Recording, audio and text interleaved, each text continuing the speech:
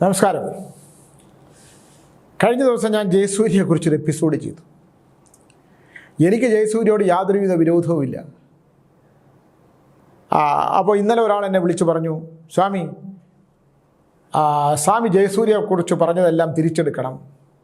അപ്പം ഞാൻ ചോദിച്ചു, ഞാനതിന് പ്രത്യേകിച്ചൊന്നും പറഞ്ഞില്ലല്ലോ.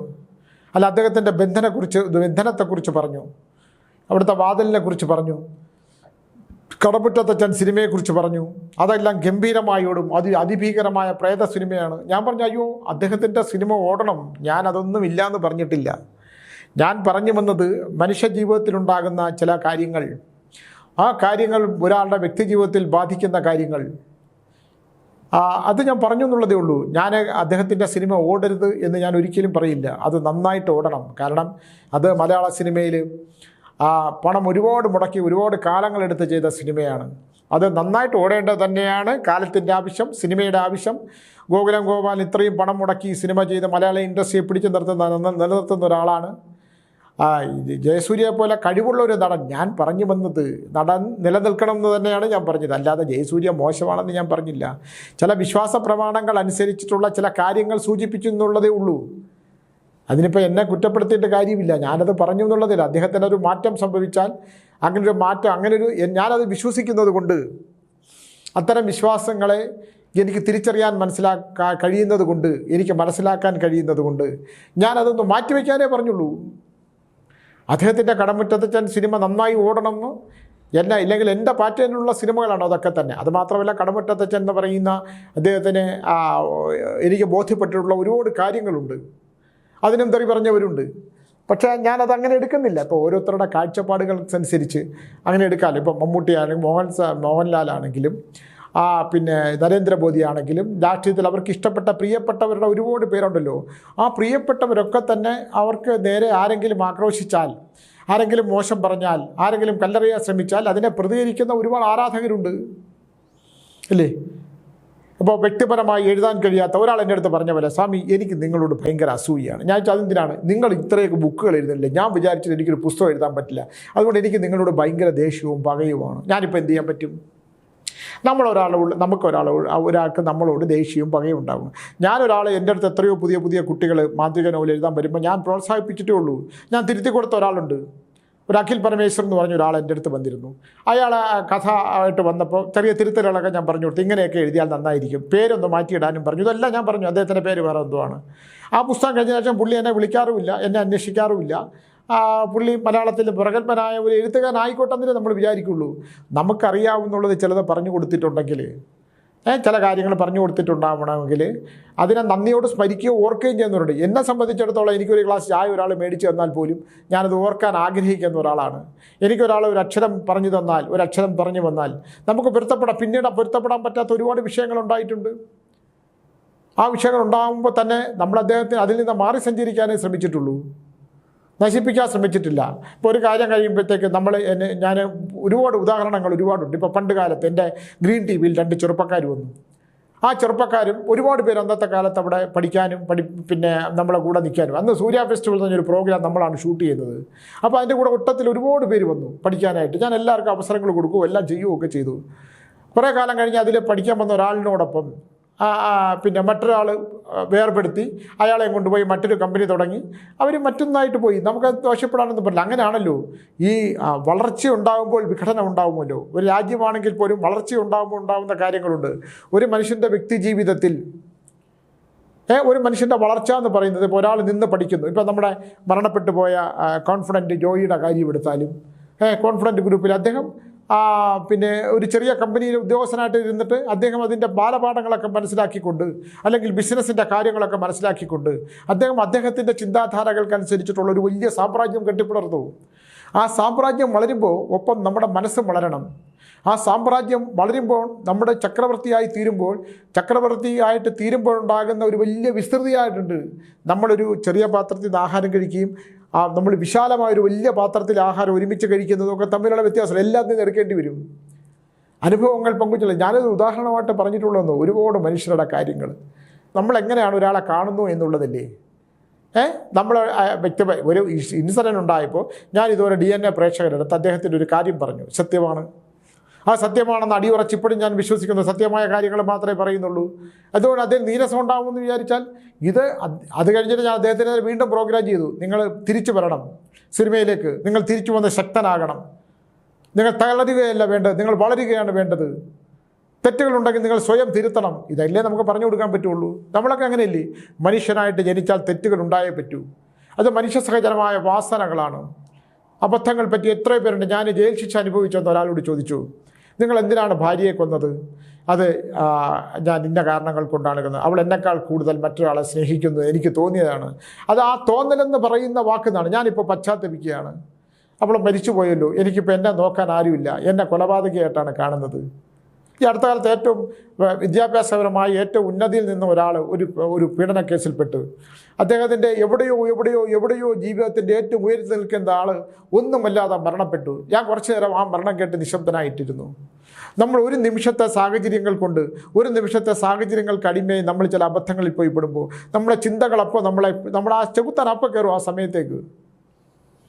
ഇപ്പം ഇന്നിപ്പോൾ ഒരാൾ എന്നെ വിളിച്ച പോലെ, ഒരാൾ കുട്ടിക്കാലത്ത് സ്കൂളിൽ പഠിച്ചിരുന്ന കാലത്തുനിന്ന് കോളേജിലേക്ക് വിദ്യാഭ്യാസം ഉണ്ടായി, കുറച്ചുകൂടെ മുതിർന്നു കഴിഞ്ഞപ്പോഴത്തേക്ക് ഒരു പെൺകുട്ടിയായിട്ട് ഇഷ്ടത്തിലായി. ആ പെൺകുട്ടിയായിട്ട് ഇഷ്ടത്തിലായി വിവാഹം കഴിക്കാനൊന്നും ആഗ്രഹിച്ചില്ലെങ്കിൽ പോലും അവർ പരസ്പരം ജീവിതം പങ്കുവയ്ക്കുന്ന 2 പേരായിരുന്നു. ജീവിതത്തിൻ്റെ കാര്യങ്ങൾ അവരൊരു 3-4 പേരുണ്ട്. അതിൽ ഇദ്ദേഹം അവരുമായിട്ട് കുറച്ചുകൂടെ അടുപ്പമുണ്ടായി. അടുപ്പം വരുമ്പോൾ അത് പ്രണയമെന്ന് ഒരിക്കലും പറയാൻ പറ്റില്ല. പ്രണയം എന്ന് പറയുന്നത് പ്രാണനിൽ നിന്നുണ്ടാകുന്ന മറ്റൊരവസ്ഥയാണ്. ഇഷ്ടങ്ങൾ ഉണ്ടായിരിക്കാം, ഇല്ലെങ്കിൽ ആ പെൺകുട്ടി സ്വപ്നങ്ങൾ കണ്ടിരിക്കാം, ഇല്ലെങ്കിൽ ഇദ്ദേഹം നല്ല സുഹൃത്തായിട്ട് കണ്ടിരിക്കാം. ക്രമേണ കാലം മാറിയപ്പോൾ, കാലം മാറി വന്നപ്പോൾ ആ വിദ്യാഭ്യാസമൊക്കെ വന്ന് നല്ലതായി ഇവർ 2 തരത്തിലേക്ക് പോയി, 2 അവസ്ഥയിലേക്കായി. 2 പേരും വിവാഹം കഴിച്ചു. 2 പേരും വിവാഹം കഴിച്ച് ആ ജീവിതത്തിൽ എപ്പോഴും ജീവിതം നമ്മൾ ചിന്തിക്കേണ്ട ഒരു കാര്യമുണ്ട്. ഈ അദ്ദേഹം ഉത്തമമായ ഭാര്യയുമായിട്ട് 2 മക്കളുമായിട്ട് സുഖമായിട്ട് ജീവിച്ചിരിക്കുമ്പോൾ എങ്ങനെയോ ആ പഴയ സൗഹൃദം ഉണ്ടായിരുന്ന പെൺകുട്ടി പ്രണയമൊന്നും ഉണ്ടായിരുന്നതല്ല എന്നുള്ളതാണ് എനിക്ക് മനസ്സിലാക്കാൻ കഴിഞ്ഞത്. ആ പെൺകുട്ടി വീണ്ടും എൻട്രി ചെയ്യുന്നു. ആ പെൺകുട്ടി ഇദ്ദേഹമായിട്ട് വീണ്ടും ബന്ധമുണ്ടാക്കുന്നു. അവരുടെ ഭർത്താവ് ഉണ്ടായിട്ടും ഉത്തമമായൊരു ദാമ്പത്യം സഹിക്കാൻ പറ്റാത്തൊരു മാനസികാവസ്ഥ ഉണ്ടാക്കുന്നു. അല്ലെങ്കിൽ തൻ്റെ സ്വപ്നങ്ങൾക്കനുസരിച്ച് താൻ ജീവിതം ഡിസൈൻ ചെയ്യുന്നതനുസരിച്ച് വളരാൻ സാധിക്കാത്തൊരവസ്ഥ ഉണ്ടാകുന്നു. വളർന്നിട്ടില്ല എന്ന് തോന്നുന്നു. സ്വപ്നം, ഇയാളെ വിദ്യാഭ്യാസപരമായിട്ട് ഭയങ്കര ഉന്നതിയുള്ള ആളാണ്, പക്ഷേ എൻ്റെ സ്വപ്നങ്ങൾ സാക്ഷാത്കരിക്കപ്പെടുന്നില്ല. എൻ്റെ ഇഷ്ടപ്പെട്ട പഴയ സുഹൃത്ത് ഭാര്യയുമായിട്ട് സുഖമായിട്ട് കഴിയുന്നു. അത് മനസ്സിൻ്റെ അങ്കുലപ്പ്. അപ്പോൾ അയാളെ ഇവരെ വിളിച്ചു ചോദിക്കുന്നു, എങ്ങനെ ഭാര്യയുമായിട്ട് സുഖമായിട്ടിരിക്കുന്നു? അപ്പോൾ അദ്ദേഹം പറയുന്നത്, അതെ, സുഖമായിട്ട് ജീവിക്കുന്നു, ദൈവകൃപാൽ എൻ്റെ ഭാര്യയും എൻ്റെ മക്കളും സന്തോഷമായിട്ടിരിക്കുന്നു. അത് മറ്റേ സ്ത്രീക്ക് സഹിക്കാൻ പറ്റില്ല. തനിക്ക് ജീവിതത്തിൽ കിട്ടാത്ത മറ്റൊരാൾക്ക് കിട്ടാനുള്ളതാണോ? അപ്പോൾ ഇവൻ്റെ ജീവിതം എങ്ങനെയെങ്കിലും നശിപ്പിച്ച് കളയാനായിട്ടുള്ള ഒരു ത്വര അത് ചില സ്ത്രീകൾക്കുണ്ടാകുന്നതാണ്. ഞാൻ എൻ്റെ കപട സന്യാസിയുടെ ആത്മകഥയിലും നോവുകടലും മദ്യമാംസ ഹിമാലയം എന്നുള്ള പുസ്തകത്തിലൊക്കെ ചില സ്ത്രീകൾക്കുണ്ടാകുന്ന ഒരു പകയെക്കുറിച്ച് അത് വിടാതെ പിന്തുടർന്ന് നശിപ്പിച്ചുകൊണ്ടേയിരിക്കും. അതവർ സ്വയം നശിക്കുകയല്ലേ. കോപം കോശങ്ങളെ നശിപ്പിക്കും, നാഗങ്ങളെ നശിപ്പിക്കും. പക നശിപ്പിച്ച് യോഗാവസ്ഥയാക്കി കളയും. അവസാനം ആരുമില്ലാതെ കിടക്കും തളർന്ന്. ഇതൊരു പ്രത്യേക മാനസികാവസ്ഥയിലുള്ളതാണ്. 2 പേര് തമ്മിലൊരു സൗഹൃദമുണ്ടായിരുന്നു. ആ സുഹൃത്തിൽ പരസ്പരം ശാരീരികമായ ബന്ധമുണ്ടായിട്ടില്ല. പരസ്പരം സൗഹൃദങ്ങളിൽ ഉണ്ടാകുന്ന ഒരു ഇഷ്ടം മാത്രമേ ഉണ്ടായിരുന്നുള്ളൂ. അവർ പിരിഞ്ഞ് 2 ഘട്ടത്തിലായി. 2 പേരും 2 വിവാഹം കഴിച്ചു.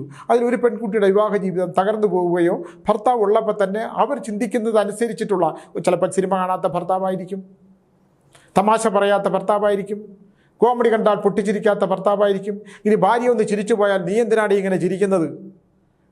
എനിക്ക് ചിരി വരുന്നില്ലല്ലോ, ഇതാണ് ഇത്ര വലിയ ചിരിക്കാൻ? നമ്മുടെ തലയാണ മന്ത്രമോ ഏതൊക്കെ സിനിമകളുണ്ടല്ലോ, നമ്മുടെ ശ്രീനിവാസൻ, അദ്ദേഹത്തിൻ്റെ കുടുംബത്തിലെ ചെറിയ ചെറിയ സംഭവങ്ങൾ എടുത്ത് ഇതൊക്കെ ചെയ്തിട്ടുണ്ട്. അതുപോലെ ആവാം. അപ്പോൾ അദ്ദേഹം ഉത്തമനായി ജീവിക്കുന്നത്. അപ്പോൾ ഇവരുടെ മാനസികാവസ്ഥയാണ് പ്രശ്നം. താൻ ഇഷ്ടപ്പെട്ടിരുന്ന, അല്ലെങ്കിൽ തൻ്റെ മനസ്സിൻ്റെ ഉള്ളിൽ ഞാൻ ഇവനോടൊപ്പം ജീവിക്കാൻ ആഗ്രഹിച്ചതാണ്. അങ്ങനെ ജീവിച്ചവൻ ഭാര്യയും കുടുംബത്തോടെ നന്നായിട്ട് ജീവിക്കുന്നു. എനിക്കങ്ങനെ ജീവിക്കാൻ പറ്റണില്ല, അതുകൊണ്ട് അവൻ്റെ കുടുംബജീവിതം എങ്ങനെയെങ്കിലും തകർന്നു പോട്ടെ. എന്നെ ചില പെൺകുട്ടികൾ വിളിക്കും, സ്വാമി, എന്നെ ഒരുത്തൻ പണ്ട് പ്രണയിച്ച് വഞ്ചിച്ചു, അവനിപ്പോൾ സുഖമായിട്ട് ജീവിക്കുന്നു, അവൻ്റെ നാശം കാണാൻ വല്ല മാർഗമുണ്ടോ? ഒരു മടിയുമില്ലാത്ത ചില പെൺകുട്ടികൾ സംസാരിക്കണം കേട്ടപ്പോൾ. അപ്പോൾ ഞാൻ നിങ്ങളുടെ ജീവിതം, എൻ്റെ ജീവിതം കുഴപ്പമൊന്നുമില്ല, ഭർത്താവ് വിദേശത്താണ്. അപ്പോൾ ഞാൻ നിങ്ങൾക്ക് വല്ല ലവ് അഫെയർ ഉണ്ടോ? അതുണ്ട്. പിന്നെ നിങ്ങൾക്ക് അപ്പോൾ ഭർത്താവ് വിദേശത്തുള്ളപ്പോൾ ഇവിടെ ഒരു പുരുഷനുമായിട്ട് സൗഹൃദം ഉണ്ടാവുന്ന കുഴപ്പമില്ല. അത് എൻ്റെ ഭർത്താവിന് കുഴപ്പമില്ല, എൻ്റെ ഭർത്താവിന് അവിടെ വേറെ പെൺകുട്ടികളായിട്ടൊക്കെ സൗഹൃദമുണ്ട്. നമ്മുടെ ഇന്ത്യയുടെ ഒരു സംസ്കാരം നശിച്ചു പോയി എന്നുള്ളതാണ് എനിക്ക് മനസ്സിലാക്കാൻ പറ്റാത്തത്. അല്ലേ? ഒരു വെസ്റ്റേൺ കൺട്രീസിലൊക്കെ ഇതൊക്കെ നമുക്ക് മനസ്സിലാവും, അങ്ങോട്ടും ഇങ്ങോട്ടൊന്നും പ്രശ്നമൊന്നുമില്ല. പക്ഷേ ഇവിടുത്തെ കാലഘട്ടം, ഈ കാലഘട്ടത്തിൽ ഭാര്യഭർത്തൃ ബന്ധത്തിനൊരു ദൃഢതയും ശക്തിയും ഉണ്ട്, അതില്ലാതായി പോവുകയാണ്. ഞാൻ അനുഭവിക്കാത്തതൊന്നും നീ അനുഭവിക്കണ്ട. ഞാൻ ചെയ്യും രണ്ടുപേരും തമ്മിൽ ആത്മബന്ധം ഉണ്ടായിട്ട്, പരസ്പരം ശാരീരിക ബന്ധം ഉണ്ടായിട്ട്, ഇന്നത്തെ കാലത്ത് ഒന്നൊരു വിഷയമല്ല, ഉണ്ടായിട്ട് അവൻ അയാളെ വഞ്ചിച്ചു പോവുകയോ ഇവൾ അയാളെ വഞ്ചിച്ചു പോവുകയോ എന്തെങ്കിലും ഈ പറയുന്നതിനകത്തൊരു അർത്ഥമുണ്ട്. ഇതൊന്നുമില്ല. പിന്നെ ആ ചെറുപ്പക്കാരൻ പറയുന്ന പോലെ, സ്വാമി ഇതിപ്പോൾ എനിക്ക് എൻ്റെ ഭാര്യയും മക്കളുമാണ് വലുത്, എനിക്ക് അതിനപ്പുറത്തോട്ടൊന്നുമില്ല. ഈ സ്ത്രീ എന്തിനാണ് എന്നെ ഇവരെന്ത് ചെയ്യുമെന്ന് പറഞ്ഞാൽ വേറെ ഏതെങ്കിലുമൊക്കെ മാർഗത്തിലൂടെയൊക്കെ ഇയാളിൻ്റെ മനസ്സ് അസ്വസ്ഥമാക്കാൻ പറ്റുന്ന ദുർബലമായ മനസ്സായിരിക്കും. ഈ ആണുങ്ങളുടെ മനസ്സ് സ്ത്രീകളുടെ ശക്തമായ മനസ്സിനേക്കാൾ ഞാൻ മനസ്സിലാക്കിയിട്ടുള്ളത് ശക്തമുള്ള മനസ്സാണ്. ഞാൻ അതിനകത്ത് എഴുതുന്നു, അടുക്കും തോറും അകലുകയും അകലും തോറും അടുക്കുകയും ചെയ്യും, ചിരിച്ചുകൊണ്ട് കരയുകയും കരഞ്ഞുകൊണ്ട് ചിരിക്കുകയും ചെയ്യും, ഒരു കൈ കൊണ്ട് തലോടുകയും മറ്റേ കൈ കൊണ്ട് തല്ലുകയും ചെയ്യും. തീർച്ചയായിട്ടും പണ്ട് പറഞ്ഞിട്ടുള്ളതാണ് ഇത്തരം കാര്യങ്ങൾ. സ്ത്രീ എന്ന് പറയുന്ന അത്ഭുത പ്രതിഭാസത്തെക്കുറിച്ച് ഞാൻ കപടസന്യാസിയുടെ പല ഭാഗത്തും എഴുതിയിട്ടുണ്ട്. സ്ത്രീ എന്ന് പറയുന്നത് അതിനകത്ത് തീർച്ചയായിട്ടും പറയുന്ന മറ്റൊരു ഭാവമാണ്. കാരണം അവൾ എല്ലാ മാസവും അവളുടെ രക്തം കണ്ട് ആ രക്തത്തിൻ്റെ ഇതെന്താണെന്ന് മനസ്സിലായിട്ടുള്ളതാണ്. പുരുഷനെ സംബന്ധിച്ചോളം അവന് ഭയമാണ്, വളരെ ചുരുക്കം മാത്രമേ അതില്ലാതെ ഉള്ളൂ. അതുകൊണ്ട് അവളുടെ കരുത്തെന്ന് പറയുന്നത്, ഒരാളോട് പക തോന്നിയാൽ ആ പകയിൽ മറ്റവൻ്റെ സർവ്വനാശം കണ്ടിട്ടേ പോവുള്ളൂ. കേരളത്തിലെ സ്ത്രീകൾ കുറിച്ചിട്ടുള്ള ആ നമ്മുടെ പഴയ ഒരുപാട് കാര്യങ്ങൾ എന്നെ വിളിക്കുന്ന പലരും വളരെ ചെറിയ ശതമാനം മാത്രമേ ഉള്ളൂ ദൈവവിശ്വാസം പോലും ഉള്ളത്, മറ്റതൊക്കെ പകയാണ്.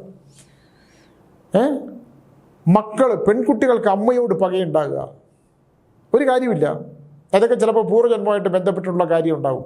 ഈ അടുത്ത കാലത്തൊരു ഒരു പെൺകുട്ടി ഒരു ചെറുപ്പക്കാരനെ സ്നേഹിച്ചപ്പം അമ്മ അത് കണ്ടുപിടിച്ച് അന്ന് മുതൽ പകയാണ്. അമ്മയെ എങ്ങനെ നശിപ്പിക്കുക, എങ്ങനെ അമ്മയെ നശിപ്പിക്കുന്ന വിധത്തിലുള്ള കാര്യങ്ങൾ ചെയ്യുക. അപ്പോൾ അവരെന്നെ വന്ന് കണ്ടു, അപ്പോൾ ഭർത്താവ് എന്നെ വന്ന് കണ്ടു, രണ്ടുപേരും എന്നെ വന്ന് കണ്ടിട്ട് പറഞ്ഞു, സ്വാമി ഇത് ഇവളുടെ ഒരു മാനസികാവസ്ഥ. അപ്പോൾ ഉള്ള വിഷയം എന്ന് പറഞ്ഞാൽ ആ പയ്യൻ ചെറുപ്പക്കാരനെ സംബന്ധിച്ചിടത്തോളം ഞാൻ പറഞ്ഞു, നിങ്ങളെന്ന് അവരെ പോയി കണ്ടിട്ട് ഇവനോടൊന്ന് സംസാരിക്കുക, ഇവളെ കല്യാണം കഴിക്കാൻ പറ്റുമോ എന്നുള്ള കാര്യം ഒന്ന് ആലോചിച്ച് നോക്കി, ഇത് എങ്ങനെയെങ്കിലും തീർക്കേണ്ടതല്ലോ, ഒരു 6 മാസമാവും. അപ്പോൾ ഞങ്ങൾ അവരെ പോയി കണ്ടു.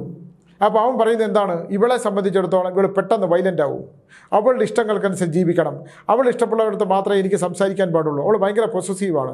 സ്വാമി ഞാനിങ്ങനെ നിൽക്കുന്ന മെഡിസിൻ പഠിക്കുന്ന ഒരാളാണ്, എനിക്ക് എൻ്റെ കൂടെയുള്ള ആൾക്കാരോട് ഡിസ്കസ് ചെയ്യേണ്ടി വരും, അവൾ വിളിക്കുമ്പോൾ ഫോൺ എടുത്തില്ലെങ്കിൽ പ്രശ്നമാണ്, അവൾ ആ സ്ഥലത്തേക്ക് വണ്ടി എടുത്തു ഒന്ന് വൈലൻ്റ് ആവും. ഒരു ചെറുപ്പക്കാരൻ്റെ ഒരു മാനസികാവസ്ഥ കൂടെ നോക്കണ്ടേ? ഇത് മാത്രമാണോ ജീവിതം? ഒരു ഇഷ്ടമൊക്കെ ഇഷ്ടം തന്നെയാണ്, പക്ഷേ ഒരു മനുഷ്യന് മനസ്സമാധാനവും ശാന്തിയും കൊടുക്കേണ്ട ഒരു പുരുഷന് അവൻ ജീവിതത്തിൽ ആഗ്രഹിക്കുന്നത് അതല്ലേ? അതില്ലായിരുന്നാലുള്ള സ്ഥിതി എന്താണ്? വല്ലാത്ത ഒരു ചെറുപ്പക്കാർ ആൺകുട്ടികളെ ഞാനിപ്പോൾ രണ്ട് ഭാഗത്തുമുണ്ട്, സ്ത്രീകളും ഉണ്ട്, പെൺകുട്ടികളും ആൺകുട്ടികളും ഒക്കെ ഇതിനകത്ത് പെട്ടതാണ്. പക്ഷേ ഇവരൊന്നും മനസ്സിലാക്കണ്ടേ, നമുക്ക് ജീവിതം എന്ന് പറയുന്നത് ശൈശവവും ബാല്യവും കൗമാരവും കഴിഞ്ഞിട്ടുള്ള ബാക്കിയുള്ളതൊക്കെ ആ ബാല്യകൗമാരങ്ങളിൽ ഉണ്ടാകുന്ന ചിന്തകളും സ്വപ്നത്തെക്കുറിച്ചിട്ടുള്ള അവരുടെ ചിന്താധാരകളും അത് യാഥാർത്ഥ്യമാക്കാനുള്ള വർക്കുകളും. പിന്നെ നല്ല ശതമാനം പെൺകുട്ടികളും കല്യാണം കഴിക്കില്ല, 37 വയസ്സായിട്ടും ജോലി കിട്ടിയിട്ട് മതി വിവാഹം. പല അമ്മമാരും എന്നെ വിളിച്ചിട്ട് പറയുന്നത്, സ്വാമി മക്കൾ വിവാഹം കഴിക്കണില്ല. ഞാൻ പറഞ്ഞു, വിവാഹം വേണമെന്നുണ്ടോ? അതുണ്ട്, എപ്പോഴുണ്ട്, കല്യാണം ജോലി കിട്ടിയതിന് ശേഷം. ഒരു ജോലിയാണോ ജീവിതത്തിൽ? എന്തെല്ലാം ജോലികൾ നമുക്ക് ചെയ്യാം? പെൺകുട്ടികൾ എങ്ങനെയാണ് ജോലിയിൽ, ഒരു സർക്കാർ ജോലി ഉണ്ടെങ്കിൽ ജീവിതത്തിന് സുരക്ഷിതത്വം വേണമെങ്കിൽ ജോലി മാത്രം പോരാ, തനിക്കൊരു ഇണയുണ്ട്, ആ ഇണയോട് ചേർന്നിട്ട് ഒരു പെൺകുട്ടി ഗർഭം ധരിക്കുന്നതിനും ആ പെൺകുട്ടി പ്രസവിക്കുന്നതിനും അതിനെ മുലയൂട്ടാനും കുഞ്ഞിനെ വളർത്തിയെടുക്കാനുള്ള ഒരു സമയമുണ്ട്. ആ കാലഘട്ടം കഴിഞ്ഞാൽ പിന്നെ ജനിക്കുന്ന കുഞ്ഞുങ്ങൾ ആ ഊർജ്ജത്തോടെ ജനിക്കണം എന്നില്ല, ആ ഹോർമോൺസിന് വ്യതിയാനം സംഭവിക്കും. ഞാൻ ഒരുപാട് ഗ്രഹനിലകളും ജാതകങ്ങളും നോക്കി പറയുകയാണ്, വിവാഹപ്രായം എത്തുന്ന സമയം, ഗ്രഹനില നോക്കി വിവാഹപ്രായം എത്തുന്ന സമയം ഒരു പുരുഷനെ ആവശ്യമുള്ള സമയം. നാഗങ്ങൾ കണ്ടിട്ടില്ലേ? ചില സ്ഥലത്തൂടെയൊക്കെ നമ്മൾ പോകുമ്പോൾ നാഗങ്ങൾ ഇങ്ങനെ മറ്റ് ഇണകളെ ആകർഷിക്കാനായിട്ട് ഒരുതരം ഗന്ധം പുറപ്പെടുവിപ്പിക്കും. ആ ഗന്ധം വെട്ടാൻ പറ്റിയ ഇണ കൃത്യമായിട്ട് വരും. അതേപോലെ മനുഷ്യരിലും ഉണ്ട്, അവനൊരു ഇണ ആവശ്യമുള്ള ഒരു സമയം, അവന് ഗർഭം ഉൽപ്പാദിപ്പിക്കപ്പെടുന്ന ഒരു ശിശു ജനിക്കേണ്ട സമയം, ആ സമയമൊക്കെ മനസ്സിലാക്കി വിവാഹം കഴിക്കണം. നമ്മൾ ജോലിക്കെന്നൊക്കെ പറഞ്ഞ് കാത്തിരുന്നാൽ, കല്യാണമൊന്നും ഇപ്പോൾ വേണ്ടാന്ന് പറഞ്ഞ് കാത്തിരുന്നാൽ, ഇതൊക്കെ ഇല്ലെങ്കിൽ ഇഷ്ടപ്പെടുന്ന പുരുഷനൊരു ജോലി കിട്ടിയിട്ട് മതി കല്യാണം എന്നൊക്കെ പറഞ്ഞ് കാത്തിരുന്നാൽ, നമ്മുടെ ശരീരത്തിലെ നാഗങ്ങൾ എക്സോയ് ക്രോമസോം എന്ന ശാസ്ത്രം പറയുന്ന നാഗങ്ങൾക്ക് നാശം സംഭവിച്ച് നമ്മളൊക്കെ മറ്റൊരവസ്ഥയായി. കുഞ്ഞുങ്ങൾ ജനിക്കുന്നതല്ലല്ലോ പ്രധാനം, അവരെ അനുഭവിക്കുക എന്നുള്ളതല്ലേ പ്രധാനം. അത്തരത്തിലുള്ള അവസ്ഥകളിലേക്കൊക്കെ നമ്മൾ പോകാതിരിക്കാനാണ് നമ്മൾ ശ്രമിക്കേണ്ടത്. ഒരുപാട് വിഷയങ്ങളിലാണ് നമ്മുടെ ഈ പുതിയ തലമുറ കടന്നു പോകുന്നത്. പിന്നെ ലഹരിക്ക് അടിമപ്പെടുന്നത്. സ്ത്രീകൾ പോലും മദ്യപിക്കും. എൻ്റെ അടുത്ത് പറയും ബിയർ കഴിക്കുന്ന പിള്ളേരെല്ലാം കൂടെ ഹോസ്റ്റലിൽ പെണ്ണുങ്ങളെല്ലാം കൂടെ ബിയർ വാങ്ങിച്ച് കഴിക്കും, സിഗരറ്റ് വലിക്കും. അതൊക്കെ ഉണ്ടാക്കാവുന്ന ശരീരത്തിലുണ്ടാക്കുന്ന വ്യതിയാനം, പ്രത്യേകിച്ച് ഒരു കുഞ്ഞിനെ 9 മാസം പോറ്റേണ്ട ഒരു ഗർഭപാത്രത്തിൽ ഒരിക്കലും ചെന്നു ചേരാൻ പാടില്ല മദ്യത്തിൻ്റെ ലഹരി. അവിടെ തലച്ചോറുള്ള ചിന്താധാരകൾക്ക് ഭ്രമമുണ്ടാക്കുന്ന, ബുദ്ധിഭ്രമം ഉണ്ടാക്കുന്ന ഈ പുകയുടെ അഡിക്ഷൻ സ്ത്രീ ശരീരത്തിൽ അത് പറഞ്ഞിട്ടില്ല. അതൊക്കെ വെസ്റ്റേൺ കൺട്രീസിലൊക്കെ അതൊക്കെ ഒരു പക്ഷേ അതൊക്കെ തന്നെ കൾച്ചറില്ലാതെ ഒരു സംസ്കാരത്തിൻ്റെ നാശം ഉണ്ടാക്കുന്ന വിധത്തിലുള്ള ഒരുപാട് വിഷയങ്ങൾ ഇതിൻ്റെ അകത്തുണ്ട്. നമ്മുടെ കേരളമാണെങ്കിലും കേരളത്തിന് പുറത്തേക്കാണെങ്കിലും ഒക്കെ ഉണ്ടാകുന്ന മനുഷ്യൻ്റെ ഒരു തരം മാനസികാവസ്ഥ, ഇതൊന്നും ഒരു വീഡിയോയിലൂടെ ഇരുന്ന് പറഞ്ഞ് മാറ്റിയെടുക്കാനൊന്നും കഴിയില്ല. ഞാൻ പറയുന്ന ഇന്നത്തെ ഒരു ലോകത്തിൻ്റെ ഒരു അവസ്ഥയാണ്. കണ്ടില്ലേ, അച്ഛൻ മകളുടെയും കൊച്ചുമകളുടെ പ്രായമുള്ള ഒരു പെണ്ണിനെ പ്രണയിക്കുന്ന ഒരു മനുഷ്യൻ, മക്കൾ വന്ന് എന്നോട് പറയുന്ന ദുഃഖം, അവളെ വിദേശത്ത് നിർത്തി പഠിപ്പിക്കുന്നു, കിട്ടുന്ന പൈസ മുഴുവൻ അവൾക്ക് അയച്ചു കൊടുക്കുന്നു. ആ പെൺകുട്ടിയെ സംബന്ധിച്ചിടത്തോളം അവളുടെ പഠിപ്പ് മാത്രമേ ഉള്ളൂ, അവൾക്ക് വേറെ കാമുകനുണ്ടാവും. പക്ഷേ വൃദ്ധനായ മനുഷ്യനത് മനസ്സിലാക്കുന്നില്ല. അയാളെ കാമുകിത്ത് ഭാര്യയിൽ നിന്ന് കിട്ടാത്ത, ഭാര്യയാണെങ്കിൽ 24 മണിക്കൂറും ഭർത്താവ് എന്ന് പറഞ്ഞ് വിളക്കം കത്തിച്ചു തൊഴുതുകൊണ്ടിരിക്കണു. ഞാൻ ചോദിച്ചു, അമ്മ എന്തിനാണ് ഇപ്പോഴും ആർത്തുകൊണ്ടിരിക്കുന്നത്? അദ്ദേഹം ആ പെൺകുട്ടിയായിട്ട് ജീവിക്കാനെന്നുള്ള ആഗ്രഹിക്കുന്നത്. ഏതോ കാലത്ത് മകളായിരിക്കും, അതങ്ങനെയൊക്കെ അങ്ങനെ പോട്ടെ. എന്നാലും ആ ഉത്തമയായ സ്ത്രീ അത് സഹിക്കുന്നു, ഉത്തമയായ മക്കളത് സഹിക്കുന്നു. സ്വച്ഛനും ഇളയതായ ഒരു പെൺകുട്ടിയെ ഈ വാർദ്ധക്യമുള്ള അച്ഛൻ 60 വയസ്സ് കഴിയുമ്പോൾ നമ്മൾ വാർദ്ധക്യമെന്ന് പറയുള്ളൂ, പ്രണയിക്കുന്നു, ഇഷ്ടം പോലെ പൈസ കൊടുക്കുന്നു, അവരത് ചൂഷണം ചെയ്യുന്നു. അവരെ മാത്രമല്ല കുടുംബത്തെ മുഴുവൻ ഈ അച്ഛനാണ് നോക്കുന്നത്. തകർന്നു പോകുന്ന ബന്ധങ്ങൾ, തകർന്നു പോകുന്ന ജീവിതങ്ങൾ, ആ ജീവിതം എവിടെയാണ് പോയി നിൽക്കുന്നത്? നമ്മളൊന്ന് തലയോട്ടി മരിച്ചു കഴിഞ്ഞാൽ, കൊണ്ടുവന്ന് ശവം അടക്കി കഴിഞ്ഞാൽ ഇതെൻ്റെ സ്വപ്നങ്ങളും എല്ലാം ദഹിച്ചില്ലാതായി, കത്തിച്ചാമ്പലായി, ഒരുപിടി ചാരമായി. ആ ചാരത്തിൽ നിന്ന് കുറച്ചെടുത്തുകൊണ്ട് വന്നിട്ട് പൂജാ കർമ്മങ്ങളും ഹോമങ്ങളും ഒക്കെ ചെയ്ത് കൊണ്ടുവന്ന് കടലിൽ ഒഴുകുകയും ബലികർമ്മങ്ങൾ ചെയ്യുകയൊക്കെ ചെയ്യുമ്പോൾ ആ ജീവിച്ചു പോയ മനുഷ്യനെക്കുറിച്ച് നമ്മളൊന്ന് ആലോചിച്ച് നോക്കൂ. എവിടെയാണ് മനുഷ്യൻ ജീവിക്കുന്നത്? നീ ഈ നിമിഷം ജീവിക്കുന്നുണ്ടെങ്കിൽ ഈ നിമിഷം നീ നാളെക്കുറിച്ചുള്ള സ്വപ്നങ്ങളിലേക്ക് കടന്നു പോകാതിരിക്കൂ. നാളെ നിനക്ക് കിട്ടാൻ പോകുന്ന സൗഭാഗ്യങ്ങളിൽ പോയി പെടാതിരിക്കൂ. നാളെ കിട്ടാൻ പോകുന്ന വലിയ വലിയ സൗഭാഗ്യങ്ങൾക്ക് വേണ്ടി ഇന്ന് ത്യാഗം സഹിക്കാതിരിക്കൂ. ത്യാഗം എന്ന് പറഞ്ഞാൽ എന്താണ്? ജീവിക്കാതിരിക്കുന്ന നാളെ എനിക്ക് ലോട്ടറി അടിക്കും, അതുകൊണ്ട് ഇന്ന് അധ്വാനിച്ച പൈസ മുഴുവൻ കൊടുത്ത് ലോട്ടറി എടുക്കാം, എന്നാൽ വ്യയമുണ്ടാക്കുക. ഈ നിമിഷം നിനക്ക് സന്തോഷിക്കാൻ കഴിയുന്നുണ്ടോ? നിനക്ക് ദുഃഖങ്ങൾ മറക്കാൻ കഴിയുന്നുണ്ടോ? ദുഃഖങ്ങളെ നിനക്ക് സന്തോഷങ്ങളാക്കി മാറ്റാൻ കഴിയുന്നുണ്ടോ? അവിടെയല്ലേ മനുഷ്യൻ. എനിക്ക് ജീവിക്കാൻ കഴിയും, എനിക്കിതെല്ലാം അതിജീവിക്കാൻ കഴിയും. ആ ഉണ്ടായിക്കോട്ടെ, പകയുണ്ടായിക്കോട്ടെ, ആഭിചാരം ഉണ്ടായിക്കോട്ടെ, എനിക്കിതെല്ലാം അതിജീവിക്കാൻ കഴിയും എന്നുള്ള മനസ്സിൻ്റെ ചങ്കുറപ്പാണ് വേണ്ടത്. മനുഷ്യൻ്റെ മനസ്സിൻ്റെ തകർച്ച ഉണ്ടാകാതിരിക്കട്ടെ, അതല്ലേ വേണ്ടത്. ഇത് തകർന്നു പോവുകയല്ലേ മനുഷ്യൻ. എവിടേക്കാണ് നമ്മൾ ഓടിപ്പോകുന്നതെന്ന് എനിക്ക് മനസ്സിലാവില്ല. ഓടി തിരിഞ്ഞു നോക്കുമ്പോൾ നമുക്ക് ചുറ്റും ആരുമില്ല എന്ന് പറയുന്ന ബോധം അല്ലേ? അങ്ങനല്ലേ? നമുക്ക് ആരുമില്ല, ആരുമില്ലെങ്കിൽ നിനക്ക് ദൈവമുണ്ട്, നിനക്ക് ദൈവം തന്ന ബുദ്ധിയുണ്ട്, ദൈവം തന്ന ശരീരമുണ്ട്, ആ ശരീരത്തിൽ ഊർജ്ജമുണ്ട്. ആ ഊർജ്ജത്തോടുകൂടി ഞാൻ ജീവിക്കുന്നുള്ള ഒരു ഇച്ഛാശക്തിയല്ലേ നമുക്ക് വേണ്ടത്. എത്ര തിരമാലകൾ കണ്ടില്ലേ? എത്ര ചെറിയ തിരമാലകൾ ഒന്ന് വലിയ തിരമാലകളായി പോയാലും അത് വീണ്ടും കടലിൻ്റെ അടിയൊഴുക്കിലേക്ക് പോയി ശാന്തമായിട്ട് വീണ്ടും വരുന്നത്. അതുപോലെ മനുഷ്യജീവിതം വെട്ടിപ്പിടിക്കേണ്ടതും അത് ആക്രോശിച്ച് നിലനിർത്തേണ്ടതുമല്ലേ? അവ നമ്മൾ തിരിച്ചറിയാതെ പോകുന്ന എന്തൊരു കഷ്ടമാണ്. ദൈവം എന്ന് പറയുന്ന സാങ്കല്പികമായ ചൈതന്യ ശക്തിയെ മുറുകെ പിടിച്ചുകൊണ്ട് നമുക്ക് വരുന്ന ദുഃഖങ്ങളെ മുഴുവൻ അങ്ങോട്ട് ഉൾക്കൊണ്ടുകൊണ്ട് ആ ദുഃഖങ്ങളെ സന്തോഷങ്ങളാക്കി മാറ്റി, ആത്മീയാചാര്യന്മാർ പറയുന്ന നല്ല വേദവാക്യങ്ങളും നമ്മൾ ഋഷിമാരും ഒക്കെ തന്നിട്ട് പോയ ഒരുപാട് മന്ത്രദീക്ഷകളും ഒക്കെ പുരാണങ്ങളും ഇതിഹാസങ്ങളും ഒക്കെ പറഞ്ഞ് അതൊക്കെ നമ്മളെ പഠിപ്പിക്കുന്നത് എന്താണ്? ഇതൊക്കെ ചെയ്താൽ ഇങ്ങനെയൊക്കെ ഉണ്ടാകും, ഇങ്ങനെയൊക്കെ ചെയ്താൽ ഇങ്ങനെയൊക്കെ ഉണ്ടാകും, ഇങ്ങനെയൊക്കെ ചെയ്തില്ലെങ്കിൽ ഇങ്ങനെയൊക്കെ സംഭവിക്കാം. ഇതൊക്കെ നമ്മൾ തിരിച്ചറിഞ്ഞാൽ മതി. മറ്റുള്ളവരെ കുറിച്ചുള്ള പരദൂഷണവും നുണയും ഒക്കെ പറഞ്ഞ് അത് കേൾക്കാനുള്ള ഇൻട്രസ്റ്റ് യൂട്യൂബ് ചാനലുകൾ കണ്ടിട്ടില്ലേ? എന്നെക്കുറിച്ച് എൻ്റെ 8-9 എണ്ണം കിടപ്പുണ്ട്. എല്ലാ സത്യമുണ്ടോ? ഞാൻ കോടതിയിലൊക്കെ പോയിട്ടുണ്ട്. അതെങ്ങനെ കിടക്കും? നമ്മൾ ധർമ്മങ്ങൾ, സത്യവും ധർമ്മവും നീതിയിലൂടെ സഞ്ചരിക്കുമ്പം മറ്റൊരു മനുഷ്യനെ കുറിച്ച് കേൾക്കാൻ ഭയങ്കര ഇഷ്ടമാണ്. ഇല്ലാത്തത് പറയാൻ പോയാൽ ഒരാൾ ധൈര്യശാലം ഇറങ്ങി എന്നെക്കുറിച്ച് ഇത്രയൊക്കെ പറഞ്ഞിട്ടുണ്ട്, എന്നെക്കുറിച്ച് പറഞ്ഞിട്ടുള്ളതെല്ലാം തെറ്റാണെന്ന് എനിക്ക് ബോധ്യമുണ്ടെങ്കിൽ നമ്മൾ കോടതി വ്യവഹാരങ്ങളുടെ എത്ര കാലം കഴിഞ്ഞാലും അത് ബോധ്യപ്പെടുത്താൻ ശ്രമിച്ചാൽ മറ്റവരൊക്കെ പെട്ടത് തന്നെ. കോടതി വരാൻ നിന്നേ പറ്റുള്ളൂ. അതാണ് ഏറ്റവും വലിയ ശിക്ഷ, അല്ലാതെ തൂക്കിക്കൊല്ലാൻ വിധിക്കുന്നതല്ല ശിക്ഷ. ഞാനീ പറഞ്ഞു വന്നത് നമ്മുടെ മനസ്സിൻ്റെ കരുത്ത് ചോർന്നു പോകാതെ, മനസ്സിൻ്റെ കരുത്ത് ചോർന്നു പോകരുത്. നമ്മൾ പരാജയപ്പെട്ടാൽ എല്ലാ പരാജയത്തെ വിജയത്തിൻ്റെ തുടക്കമാണ് പരാജയം എന്ന് പറയുന്നത്.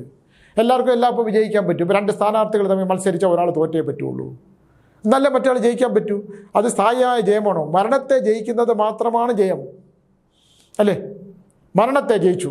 ഞാൻ 70ാമത്തെ വയസ്സ് മരിക്കും, എനിക്ക് അങ്ങനെ ഒരു അപകടമുണ്ടായി, ഞാൻ അതിനെ അതിജീവിച്ചു, ഞാനൊരു 5 വയസ്സോടെ ഈ ഭൂമിയിലെ സർവ്വസരാചരങ്ങളുടെ സുഗന്ധങ്ങളും മനോഹരമായ പ്രകൃതിയൊക്കെ ആസ്വദിക്കാൻ എനിക്ക് പറ്റി, അത് ജയമാണ്. അല്ലാതെ ഒരു ഇലക്ഷനിൽ തോറ്റതോ, ഒരു പരീക്ഷയിൽ തോറ്റതോ, ഒരു മത്സരത്തിൽ തോറ്റതൊക്കെയാണോ ജയം? പരാജയം അല്ലെങ്കിൽ ജയം? അതൊന്നുമല്ല. നിൻ്റെ മനസ്സിൻ്റെ തൃപ്തി എന്താണ്? നിൻ്റെ മനസ്സിൻ്റെ ആഗ്രഹ പൂർത്തീകരണം എന്താണ്? നീ ജനിച്ചത് എന്തിനു വേണ്ടിയിട്ടാണ്? നിൻ്റെ മനസ്സിന് ശാന്തി കിട്ടുന്നുണ്ടോ? നിൻ്റെ മനസ്സിന് സമാധാനം കിട്ടുന്നുണ്ടോ? നിനക്ക് എവിടെയാണ് നീ വിജയം കണ്ടെത്തുന്നത്? സർട്ടിഫിക്കറ്റിലല്ല വിജയം, അല്ലേ? പരീക്ഷ എഴുതി സർട്ടിഫിക്കറ്റാണോ വിജയം? നിൻ്റെ ആത്മസംതൃപ്തിയാണ് വിജയം. നീ ചെയ്യുന്ന കർമ്മങ്ങളിൽ നീ നേടിയത് എന്താണ്? നേടിയ അനുഭവങ്ങൾ നിനക്ക് തന്നതാണ്. ഇന്നലെ വരെ നീ നേടിയത് എന്തൊക്കെയാണ്? ഇന്നലെ വരെ നീ അനുഭവിച്ചതിൽ നിന്ന് നീ എന്ത് പാഠമാണ് പഠിച്ചത്? ആ പാഠം ഉൾക്കൊണ്ടുകൊണ്ട് എനിക്ക് എങ്ങനെ മുമ്പിലോട്ട് പോകാൻ പറ്റും? നീ നിൻ്റെ സുഹൃത്തുക്കളെ സ്നേഹിക്കുമ്പോൾ, നീ നിൻ്റെ കുടുംബാംഗങ്ങളെ പറഞ്ഞ സുഹൃത്തുക്കളെ സ്നേഹിച്ചാൽ അവർ നിനക്ക് തരുന്ന ദുഃഖമാണെങ്കിൽ ആ ദുഃഖത്തിൽ നീ സുഹൃത്തുക്കളെ തിരഞ്ഞെടുക്കുമ്പോൾ ശ്രദ്ധിക്കൂ എന്നുള്ള പാഠം. അങ്ങനെയല്ലേ? അതല്ലേ നമുക്ക് വേണ്ടത്? അതിന് പകരം നമ്മൾ തളരുകയല്ല വേണ്ടത്. ഞാനിത് പറയുന്നത് പുതിയ ചെറുപ്പക്കാരുടെ തകർച്ച. ചിലർ പ്രണയം തകർന്ന് മദ്യത്തിനടിമ എൻ്റെ അടുത്ത് വരാറുണ്ട്.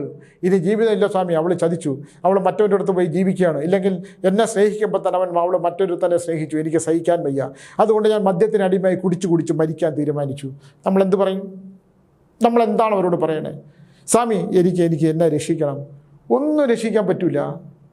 ഒന്നും രക്ഷിക്കാൻ പറ്റുന്ന ആർക്കും ആരെയും രക്ഷിക്കാൻ പറ്റില്ല. ആർക്കും പരിഹാരം പറഞ്ഞു കൊടുക്കാനും പറ്റില്ല. എൻ്റെ ഭരണം 99% പരിഹാരമില്ല. അനുഭവിച്ച് തീർക്കാനുള്ളതൊക്കെ വിധി കൊണ്ട് അനുഭവിച്ച് തീർക്കാനേ പറ്റൂ എന്നുള്ള ചില സത്യങ്ങളുണ്ട്. നമ്മുടെ മനസ്സ് തകരാതിരിക്കൂ എന്നുള്ളൊരു ഉപദേശമാണ് എനിക്ക് തരാനുള്ളത്. നിങ്ങൾക്ക് എന്തെങ്കിലും എന്തും വന്നോട്ടെ, അത് മനസ്സുകൊണ്ട് തകരാതിരിക്കൂ. ഈ തകർച്ച ഞാൻ സ്വീകരിക്കുന്നു. ഈ തകർച്ചയിൽ നിന്ന് എനിക്ക് നേടാൻ പറ്റുന്നത് എന്താണ്? നിങ്ങൾ ആലോചിക്കൂ, 10ാം ക്ലാസ് വരെ പഠിച്ചിട്ടുള്ള ഒരാളാണ് ഞാൻ. എൻ്റെ സിനിമകൾ മോഷ്ടിച്ച് സിനിമയാക്കിയിട്ടുണ്ട്. എനിക്ക് കോടതി വിധി ഉണ്ടാകണം, എഴുതാൻ അറിഞ്ഞുകൂടാന്ന്. ഞാൻ 50ാമത്തെ പുസ്തകമാണ് ഇപ്പോൾ എഴുതാൻ പോകുന്നത്. ആ പുസ്തകം വിറ്റാണ് ജീവിക്കുന്നത്.